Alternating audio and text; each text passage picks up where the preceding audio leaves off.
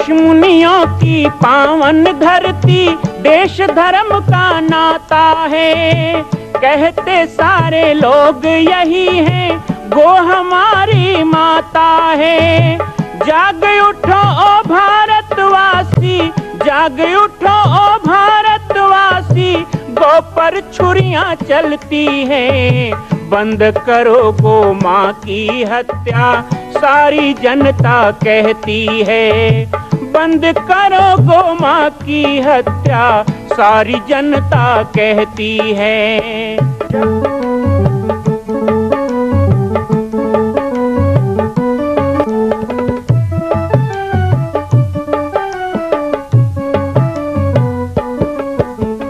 जगह जगह पर बूचड़ खाना, लाखों गौएं कटती हैं।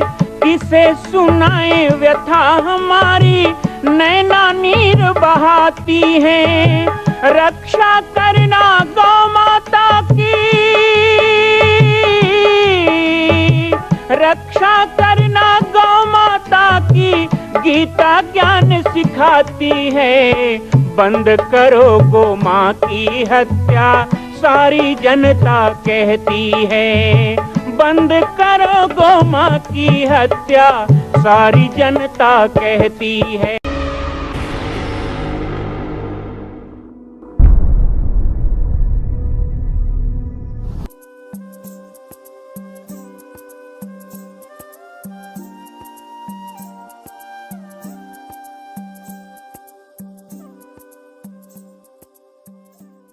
प्रश्न था कि इस विशाल तीर्थ के निर्माण के लिए इतनी शिलाखंड कहाँ मिलेगी। शिलाखंड भी इस गुणवत्ता का हो कि वो हजारों साल तक स्थापित रहे, उसका क्षरण ना हो। कई शिलाएं हम देखते हैं धीरे धीरे वो क्षरण होने लग जाती हैं। खासकर जो समुद्री तट में मंदिर होते हैं उनमें यह ध्यान रखा जाता है, जैसे जगन्नाथ जी का मंदिर, रामेश्वरम जी का मंदिर, सोमनाथ जी का मंदिर, कि उसका क्षरण ना हो। चूँकि यह मध्य भारत है और छत्तीसगढ़ भारत का हृदय स्थल है, इसलिए यहाँ पर ना तो नमकीन हवाएं चलती हैं, ना समुद्री थपेड़े हैं, ना अत्यधिक बर्फबारी होती है। तो इस दृष्टि से यहाँ नरम पत्थर से मंदिर बनाया जा सकता था। और यही हमारे लिए बहुत लाभ का विषय था कि नरम पत्थर से जब मंदिर बनता है तो उसमें मेहनत कम लगता है। लेकिन एक बात और थी, नरम पत्थर हमारे आसपास है भी नहीं, मध्य भारत में नहीं है, और ये बहुत महंगा पड़ता है। प्लस हमें तो लाने का ट्रांसपोर्टिंग, सेल्स टैक्स, रॉयल्टी सब कुछ देना पड़ेगा।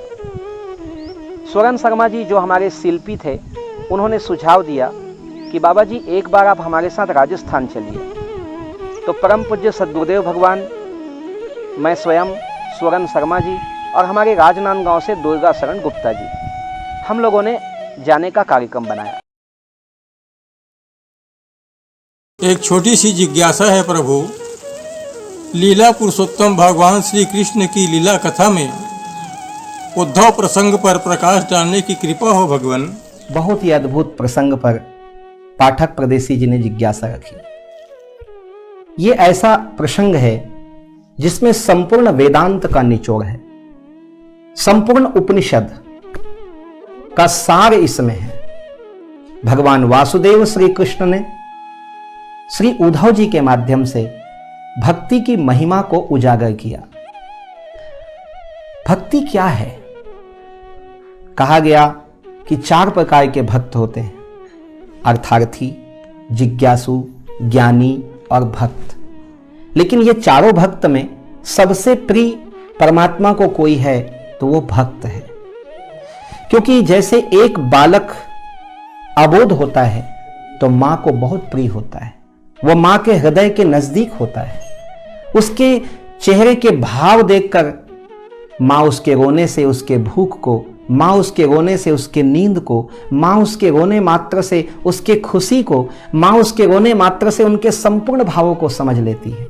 क्योंकि अबोध बालक का हृदय से हृदय मां के साथ जुड़ाव होता है। इसी तरह ज्ञानी परमात्मा के ज्ञान से, अर्थार्थी अपने स्वार्थ से, जिज्ञासु अपने जिज्ञासा से, लेकिन भक्त केवल अपनी भक्ति से परमात्मा से जुड़ा होता है। श्री वासुदेव कृष्ण के प्रति जिनका अनुराग हो जाए, मैं समझता हूं संसार में उससे भाग्यशाली कोई नहीं हो सकता। श्री कृष्ण इतने पावन, इतने मनोहर, इतने सौम्य, इतने दिव्य, इतने आनंद की मूर्ति, पराब्रह्म होते हुए भी, शाश्वत सनातन होते हुए भी, सरल से सरल गोप बालों के साथ, गायों के छौने के साथ, बंदरों के साथ, अपने माँ यशोदा के साथ, अपने बाबा नंद के साथ, अपने दाऊ बलराम के साथ, अपनी सखियों गोपियों के साथ, श्री राधा जी के साथ, अपनी सहस्त्र लक्ष पटरानियों के साथ, अपने प्रजा के जन जन के साथ श्री कृष्ण का जो व्यवहार है, आहा, श्री कृष्ण के उसी व्यवहार पर सारा संसार बलिहारी जाता है। ये तो प्रेम की बात है उदो,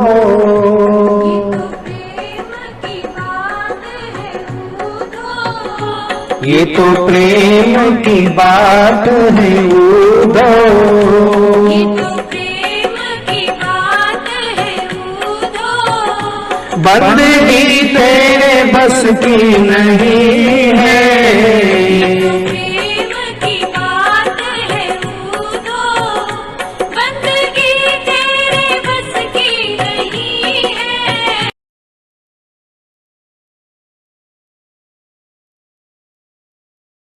कहते हैं संसार में माँ से बड़ी कोई नहीं।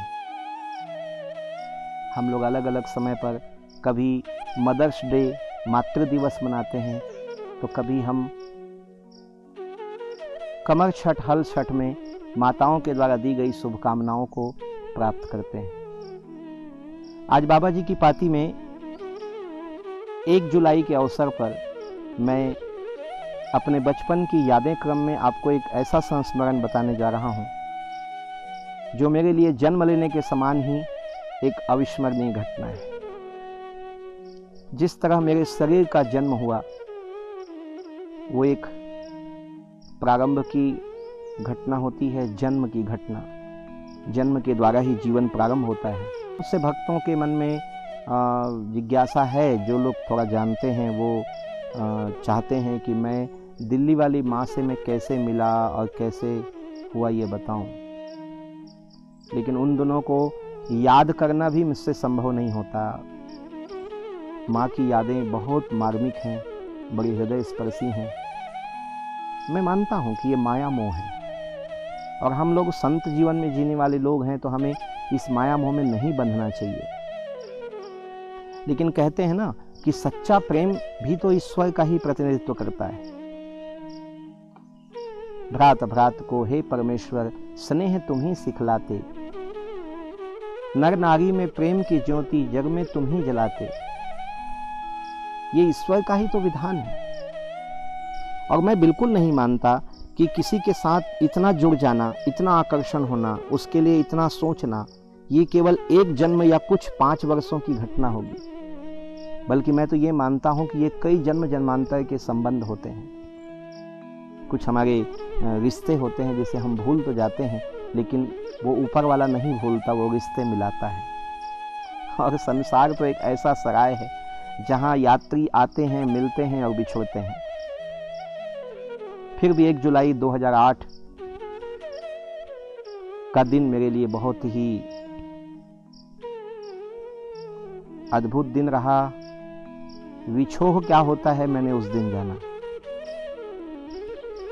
मिलने का तो बहुत सुख मैंने पाया है, मुझे मिलते ही गए, लेकिन मेरे जीवन का पहला बिछोह था, और वो भी उनसे जो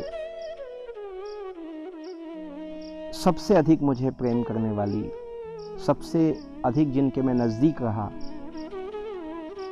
और 5 वर्ष ऐसे बीता हो जैसे 5 दिन हो। और उन 5 वर्षों में उन्होंने मुझे विदेश यात्राएं करवाई, कैलाश मानसरोवर की यात्राएं करवाई, मुझे अंग्रेजी का ज्ञान दिलवाया, कंप्यूटर ज्ञान दिलवाया, पूरे पाटेश्वर धाम को किस ढंग से व्यवस्थित हम कर पाएंगे, सोशल मीडिया का उपयोग है, सब कुछ तो माँ ने सिखाया। और वो 2004 से लेकर 2008 के बीच में 5 वर्षों में माँ ने मुझे इतना कुछ दिया कि मैं कह नहीं सकता। और ऐसा नहीं कि उनका दिया ख़त्म हो गया हो, मेरे पास वो सदैव रहेगा। और उन्होंने जो प्रेम दिया मैं उस प्रेम को अब बांटता हूँ। उन्होंने मुझे रेकी की शिक्षा दी, मुझे उन्होंने शक्तिपात भी किया। माँ एक योगिनी भी थी।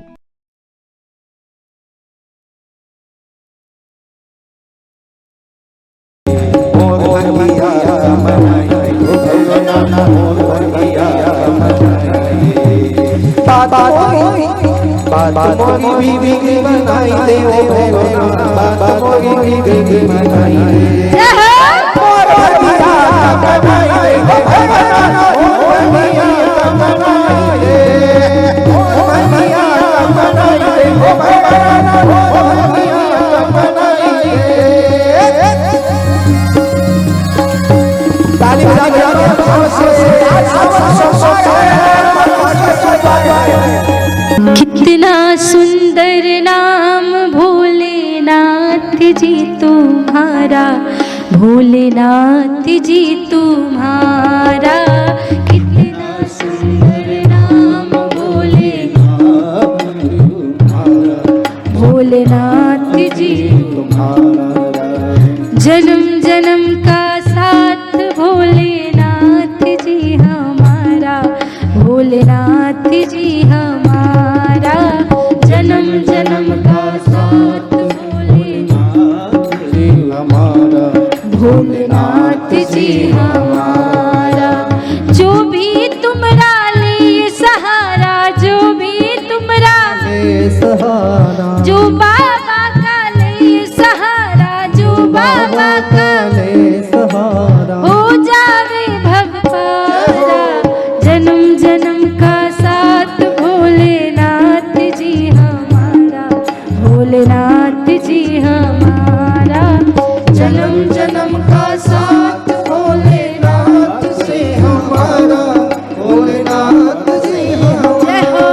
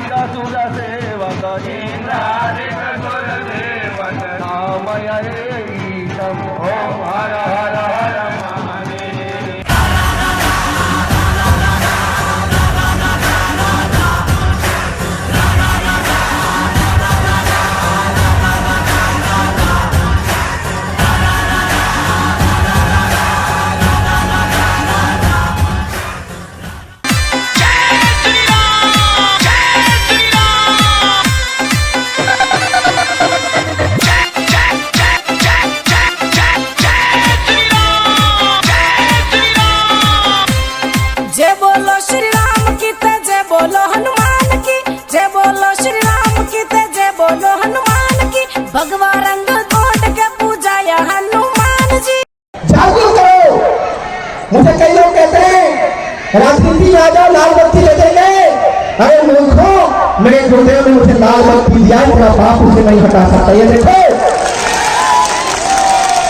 तुम भी अपने माथे में केसरिया तिलक लगाओ, भगवान का फेटा लगाओ और जय श्री राम का नारा लगाओ।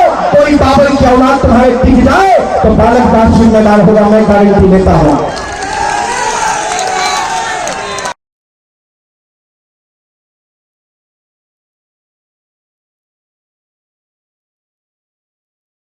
मां कौशल्या की पावन जन्मभूमि छत्तीसगढ़ प्रांत में बालोद जिला में स्थित है श्री सर्वसिद्ध शक्तिपीठ जामड़ी पाटेश्वर धाम। परम पूज्य सद्गुरुदेव राजयोगी बाबा जी की तपस्थली श्री पाटेश्वर धाम और विश्व के अद्वितीय मां कौशल्या जन्मभूमि मंदिर निर्माण का दर्शन करने और इसी प्रकार समसामयिक विषयों पर अपना ज्ञानवर्धन करने के लिए और 10,000 गायों के लिए बनने वाले श्री हनुमान नंदीशाला गो अभ्यारण्य का समाचार प्राप्त करने के लिए आप सभी देखते रहें YouTube चैनल पर राम बालक दास, और हमारे चैनल को आप सभी सब्सक्राइब करें, घंटी का बटन दबाएं ताकि आप सूचनाओं से जुड़े रह सकें। जय श्री राम, जय गौ माता, जय गोपाल।